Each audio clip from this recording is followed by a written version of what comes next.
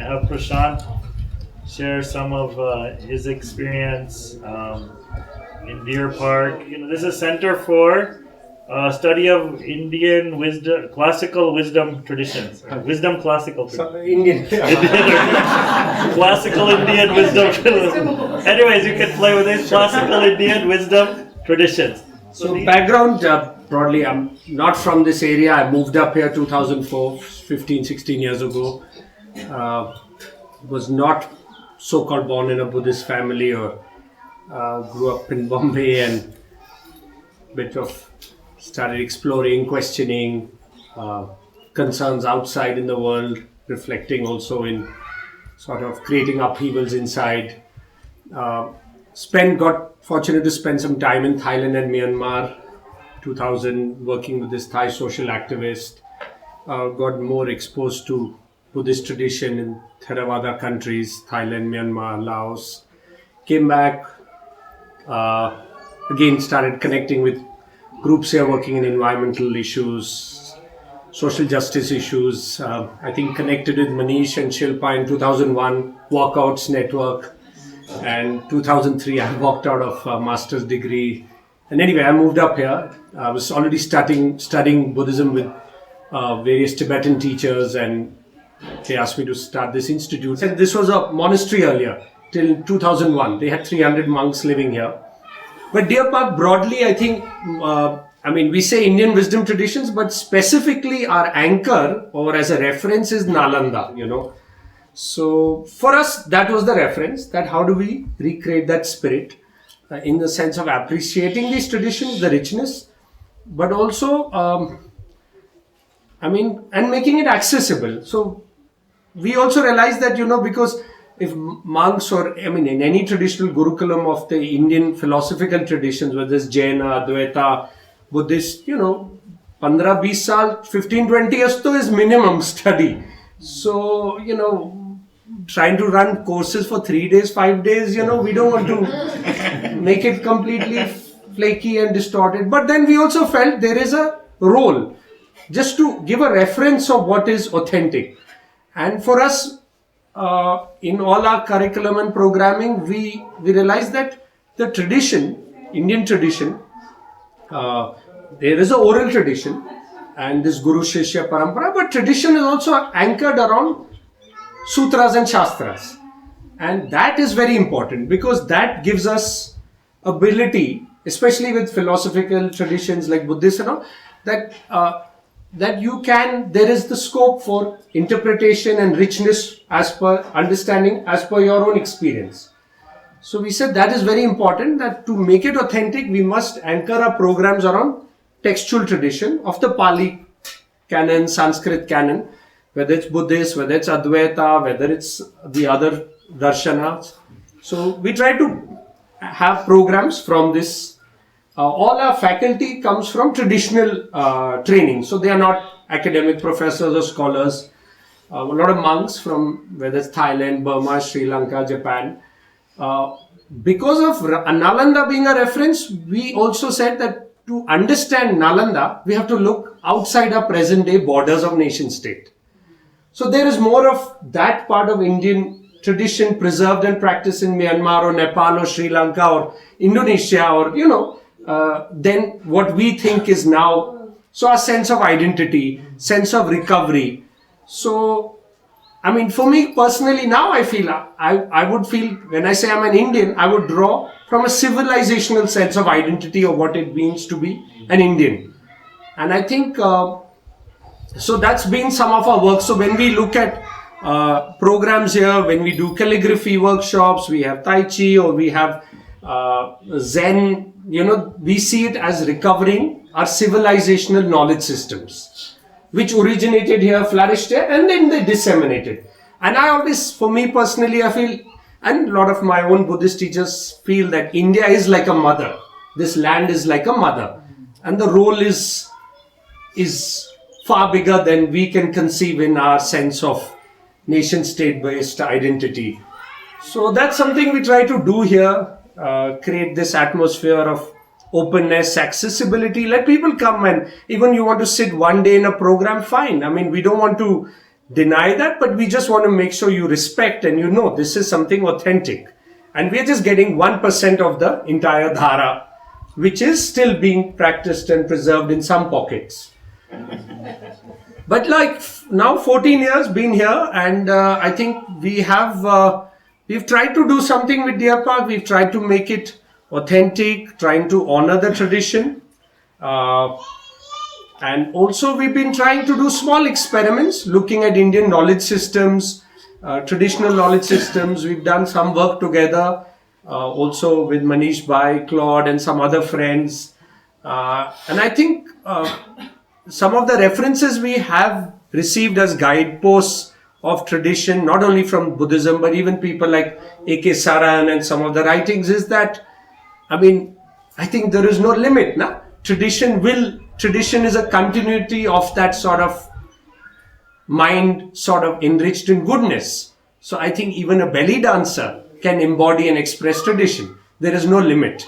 So I think our references, yes, historical references sometimes are very narrow, but even in Buddhism we see, like Buddhist history only talks about monks and nuns, and probably more of monks and then less of nuns. And nobody talks about merchants and courtesans and great emperors and kings who've contributed immensely, even at the time of the Buddha, there were so-called prostitutes who were great patrons of the Buddha. And, history does disservice to tradition, and who writes history and who tells history. But anyway, any questions? Then we can sort of... So why did you call this India? So this was actually, the name was chosen by our Buddhist teacher, Khyentse Rinpoche, who felt sort of honoring the spirit when the Buddha, after enlightenment in Bodh Gaya, went to Sarnath, Mrigdava, or the Deer Park, and shared his experience. Because he said the first teaching, it was not a teaching, it was sharing of an experience, and there was no Buddhism. So honoring that first spirit of sharing an authentic experience. And people who were there, or who later became his disciples, were not disciples. They were just there to share and verify experience. And that was the atmosphere in that time of ancient India, or whatever we call it, So that sort of experiential learning, and then sharing each other's inner and outer, that is the note here. Indian wisdom traditions also include the indigenous folk wisdom, which is not classical or documented, but still very important this thing. So, it gets excluded from... No. We've tried a little bit work. We tried to do some work in the past with Ganesh Devi Center, but then recently in the last 5 years we did some work, documentation of some of the tribes behind Beeling, some of the Gadi recording the local songs, and so we had a small project on local wisdom, because interestingly many of the villages or the people settled above Deer Park, below the forest line, they all have descended from villages or up on the valleys beyond. We're all Gadis. So after descending down, kids have started going to school. So they've sort of lost their access to their own traditional knowledge system of herbs, about the sheep. So we've tried to do small work around it, but it's been quite tough for us. One basically just the... But maybe even just an acknowledgement, this is very vast and diffused all over India, but even an acknowledgement that it is an important contribution to future, lighthouses. Yes. In fact, we are talking, I think Siddharth is here, we've been talking about doing some project around folklore and animation and storytelling, and it's definitely there as an intention. Prashant, I'm curious because Deer Park is still very young as an organization. Yes. What is the vision for the next 15, 20 years? Like what is it that you and I guess Rinpoche as well hope to see flourish in Deer Park as it expands and grows and matures? One, definitely we have we won't shy about it, that for us to promote the appreciation that this this being called Buddha, who is, came from this land, and appreciation or exposure about his legacy of what he's left, his teachings, and then the legacy of all these great yogis and panditas, which most of us in India have no clue about, like whether it's Nagarjuna, Shantideva, Naropa, Tilopa, all from these great Buddhist universities whose works are now only preserved in Tibet. So increase appreciation of that. And that itself is a big sort of mission for us.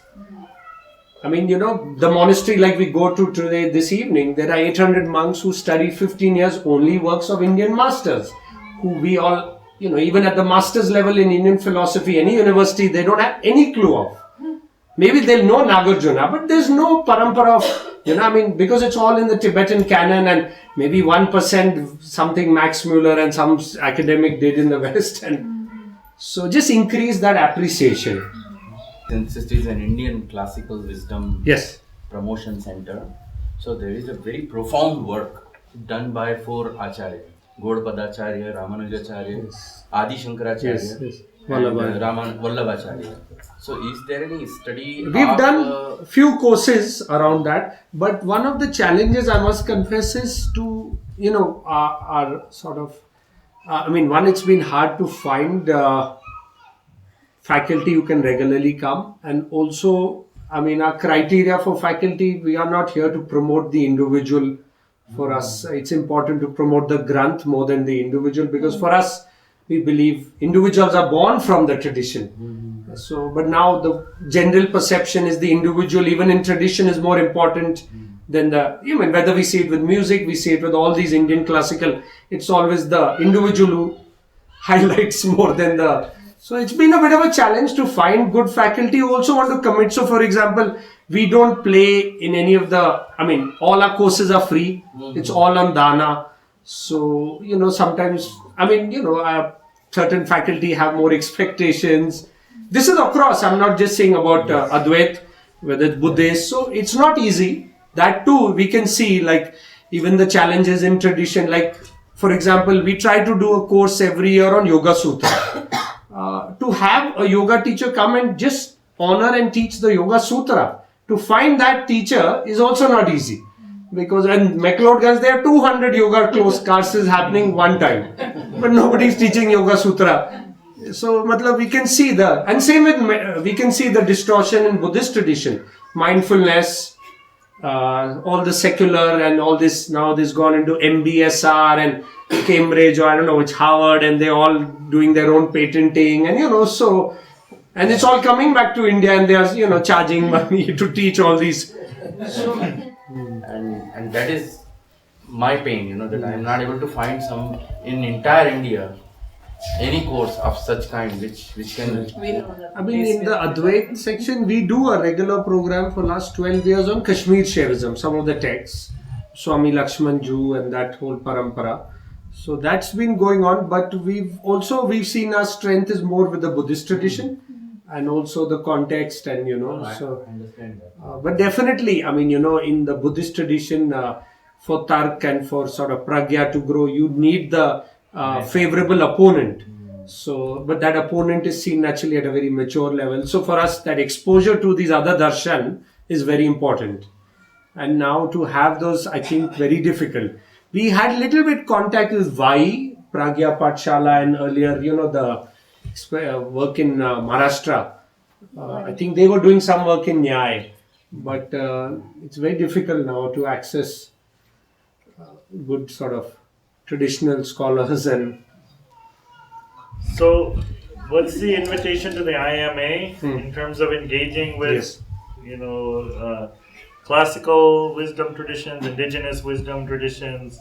Like, what's that as a core inquiry? How do you see that, and what kind of invitation would you put? And you have other people who have been trying to do it. Maybe they can just briefly share something, how they've also been in their own projects trying to... I think the strength of Deer Park has been the last 12, 13 years is to be a sort of bridge to this rich Buddhist tradition. And for me as a student of philosophy, I see that the Buddhist tradition, because it was sort of preserved and practiced in Tibet in a sort of isolation, they have been able to preserve extensive amount of methods, which methods of transformation of the mind, of the emotions. So that I think we as a small center here try to create that link to have access to these for people to come and experience them. So that's been somewhere we've been trying to be a strength. But naturally, when we look at Buddhism, as I said, we look at it in the context of Nalanda tradition, and we look at then other Indian knowledge systems, classical, and we see, when we look at Indian tradition, then we see that same dhara flowing through when we look at works of Sri Aurobindo, Tagore, Gandhiji, Vinoba Bhave, Dharampalji. We don't see a limit there, and it will continue. So that's how we see Deer Park. And for us, I think, for me personally and for Deer Park, being part of this or being part of learning societies is challenging these mainstream assumptions of shiksha, knowledge, and knowledge which is driven now all for worldly gains, and knowledge which was, for a higher consciousness which we all have. So that for us is very important to play that role, to remind us that what are references of knowledge and wisdom, and and now how they are being co-opted and diluted and by this, and this is all the present day economic system is, as per Buddhism, is only an expression of greed and ignorance. So that is something we have to challenge. It's institutionalized, whether it's democracy, whether it's governments, we need to challenge that. And that's for us, our bodhisattva sort of path. Yeah.